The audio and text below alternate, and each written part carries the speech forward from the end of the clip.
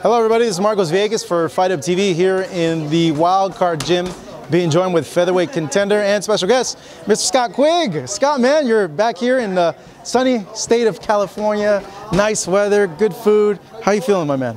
I'm feeling good. It's good to be back as well. Like I said, the weather, the training, back in camp, everything I love. I know we spoke a little bit off camera, so you have a return date. Yeah. You're returning October 20th in Boston. Tell me a little bit about that return and what do you expect out of yourself in that fight? Yeah, I'm back on the 20th of October on the Billy Joe Saunders Andrade card. It's going to be a 10-rounder. We're just finalising an opponent in this week. There's a few names floating about. So hopefully this week we'll get finalised. And I just want a good, solid 10-rounder, get back, you know, in the ring, get a good camp under my belt now. I've been here now 2 weeks and everything's been bang on straight away. So I'm looking forward to just get the momentum going again and then put myself back in the mix because I'm still in the spot and I still believe I'm good enough to become world champion. Yeah, that got me thinking, like, why not go into another title fight or against like another contender? Why are you opting to get a 10-round fight? Because I mean, listen, if I could go straight back into a title fight, I would, you know. But there's a lot of them that are tied up at the minute. You know, the belt holders, they've got fights coming up, or you know, we want the biggest name opponent available. But with the way we've looked, everything's, you know, a bit of a traffic jam at the minute. So I want to keep busy. I want to get back in the ring, and then hopefully, you know, the fight after this, if not this one, then you know we want a good top 10, top 5 ranked opponent to put me right back in the mix. The last fight you had was an absolute war at the StubHub Center against Oscar Valdez. It was raining, but you guys were raining punches against each other. It felt like I was back home in Manchester, the way the weather was. But no, I enjoyed the fight. You know, it was a good fight to be involved in. We both give it everything on the night. I come up short. It's something that I'll learn from, and I definitely believe I'll improve from it. You broke his jaw, though. Like it's not like you didn't leave with anything. He's still healing from that. You're 100%, and he's still healing from that. So it took its toll on him too. We obviously caused a lot of damage on each other, and like I said, I'll give him credit for that as well. I know what it's like to keep on fighting with a broken jaw. I did it in the Frampton fight, and he carried on. I think it was the 5th round where when his jaw went, he carried on as well, and you've got to give him credit. He stuck to a very good game plan, used his feet, good movement, and like I said, take nothing away from him. How long does it take to recover from a fight like that, and what do you like really feel like the next day? Is it just like your whole body's completely sore, or is it not that bad? To be honest with you, I wasn't sore. Don't ask me why. My face. Are fighters usually sore the next day? Sometimes you'll have a fight and you win pretty comfortable, and then the next day you start thinking, oh, I can't remember getting it there, or this or that, and you start having a few aches. But surprisingly, I wasn't.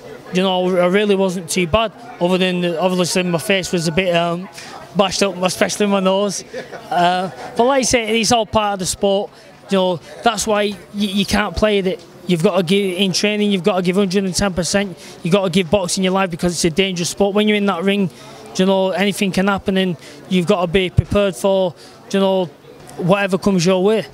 So speaking of that fight, if fans do remember, there was a bit of a thing with the weight, and they're naturally going to be asking, Scott, can you still make 126?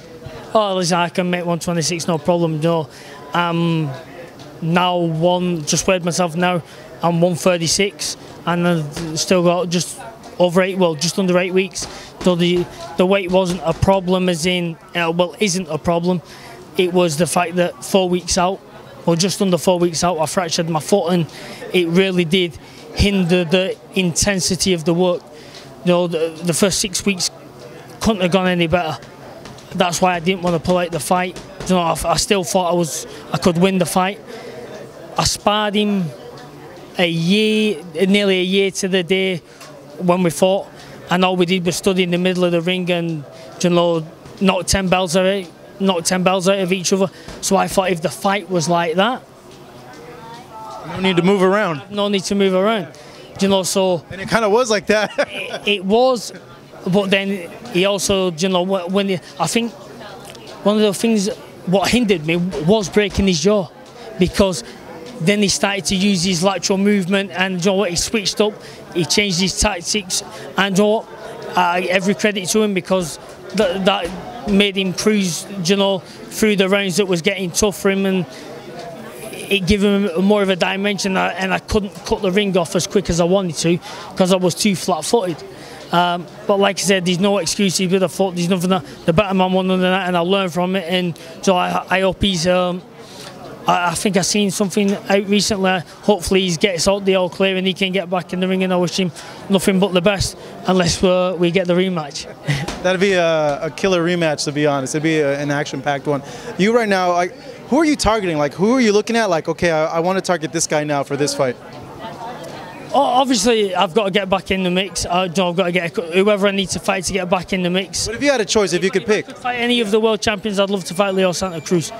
So even from when I was super bantamweight, I've always, you know, I think our styles would gel for an absolute fireworks of a fight.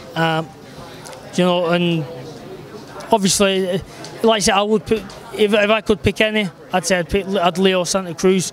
It's not an easy fight, but it's a fight that I believe I can win. But also there's obviously the Frampton and the Valdez fight, the two people that have beat me. I will always want to avenge those losses. So it's my job now to go out, get some good wins, put myself back in that position, and hopefully them fights can happen in the future. What do you make of Josh Warrington? I know he's been making some noise lately. Josh Warrington, yeah. Yeah, listen, Josh Warrington, he beat Lee Selby. You know, not a lot of people give him a chance, you know, against at first. I did, the reason being because of the styling. It was killing Lee Selby to make weight. As you've seen now, he's moved straight up to lightweight, not even gone to super featherweight, missed that, gone straight to lightweight. So it shows you how much it must have been taken out of him to make the featherweight limit. But taking nothing away from him, I think you'll find out more about Warrington now. I think him and Frampton are fighting in December, so that's obviously another step up for Warrington, and we'll see now you know, how good Warrington is.